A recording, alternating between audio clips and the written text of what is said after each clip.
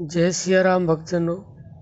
प्यारे भक्तों, बिना वैराग्य के भक्ति हो नहीं सकती, चाहे आप कुछ भी कर लेना। क्योंकि जब तक वैराग्य नहीं होगा तब तक भक्ति के बारे में आप सोच भी नहीं सकते। क्योंकि भगवान श्री कृष्ण कहते हैं कि अर्जुन से, हे अर्जुन, तू मन की बात करता है ना, तो सबसे पहले तुझे वैराग्य उत्पन्न करना होगा। पहले तुझे वैराग्य को समझना होगा, उसके बाद फिर अभ्यास करना होगा, तो मन निश्चय ही तेरे बस में हो जाएगा। तो प्यारे भक्तों, आज हम आपको यही बताना चाहते हैं कि वैराग्य क्या है और इसको हम कैसे समझें।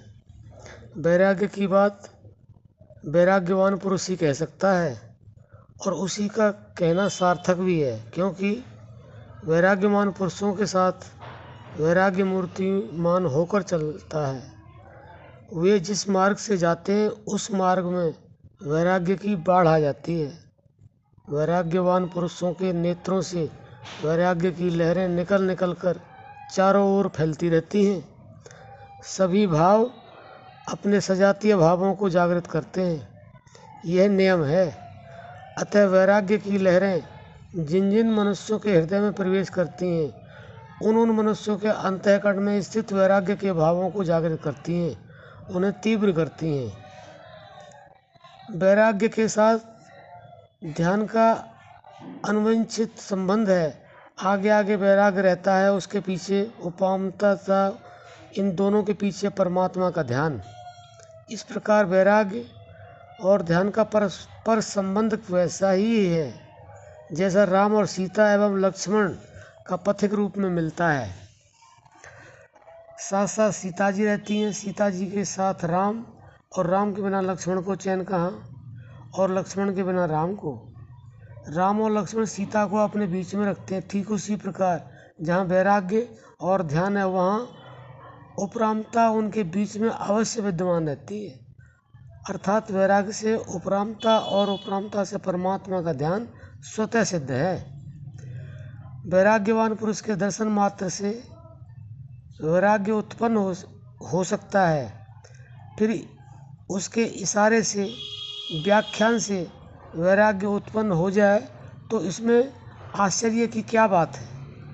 सच्चे वैराग्यवान पुरुष के प्रवचन से वैश्या तक को भी वैराग्य हो जाता है।